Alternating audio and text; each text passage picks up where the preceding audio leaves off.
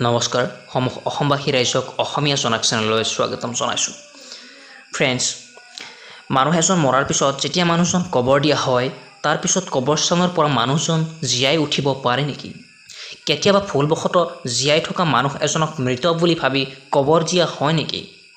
এনেকুৱা ধৰণৰ ৰহস্যময় এটা সঁচা ঘটনা আপোনালোকৰ মাজলৈ লৈ আহিছোঁ।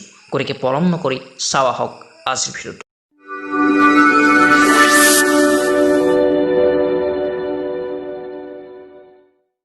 1889 চনত অক্টিভা স্মিথ নামৰ এজনী ছোৱালীয়ে আমেৰিকাৰ এজন ধনী যুৱকৰ লগত বিবাহপাশত আবদ্ধ হয়। বিবাহপাশত আবদ্ধৰ কিছু বছৰ পিছতেই এজন পুত্ৰ সন্তান জন্ম হয়। মহিলাগৰাকী মৰমতে সন্তানটোৰ নাম জেক ৰাখিছিল, কিন্তু দুৰ্ভাগ্যবশতঃ কেইমাহমানৰ ভিতৰতেই পুত্ৰ সন্তান জেকৰ মৃত্যু হয়। নিজৰ নৱজাতক সন্তানটি হেৰুৱাই অক্টিভা স্মিথে গভীৰ চিন্তাত সোমাই পৰে।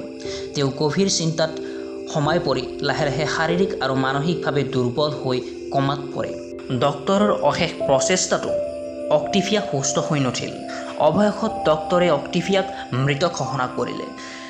মৃত্যুৰ পিছত অক্টিভিয়াক ধৰ্মীয় নীতি নিয়ম অনুসৰি কবৰ দিয়াৰ ব্যৱস্থা কৰে। কিন্তু অক্টিভিয়াক কবৰ দিয়াৰ কিছুদিন পিছতেই সেই চহৰৰ আন এখন হস্পিটেলত অক্টিভিয়াৰ নিচিনাকৈ কিছুমান বেলেগ ৰোগী কমাত পৰিছিল। কিন্তু আচৰিতজনকভাৱে কিছুদিন কমাত থকাৰ পিছত সেই ৰোগীসকল সুস্থ হৈ উঠিছিল। চিকিৎসকসকলে পৰীক্ষা নিৰীক্ষা কৰি দেখিলে যে এইটো এটা নিদ্ৰা ৰোগ হয়, যিটো এটা মাখিয়ে কামোৰাৰ ফলত হয়। সেয়েহে অলপ দিন কমাত থকাৰ পিছত পুনৰ সুস্থ হৈ উঠে।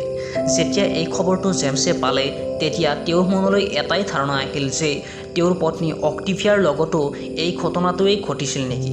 তেওঁ মৃত বুলি ভাবি কবৰ দিলে। সেয়েহে জেমছে অতি সোনকালে অক্টিভিয়াৰ কবৰটো খান্দি উলিয়ালে। কিন্তু যেতিয়া মৃত শৰীৰটো থকা বাকচটো খোলা হয়, সকলো মানুহ আচৰিত হ'ল, কিয়নো জেমছৰ মনলৈ সঠিক মনোভাৱেই আহিছিল। অক্টিভিয়াৰ ইতিমধ্যে মৃত্যু ঘটিছিল, কিন্তু তেওঁৰ মৃতদেহৰ শৰীৰটো এনেকুৱা ধৰণে আছিল যে নিজক বচাবলৈ তেওঁ বহুতো চেষ্টা কৰিছিল।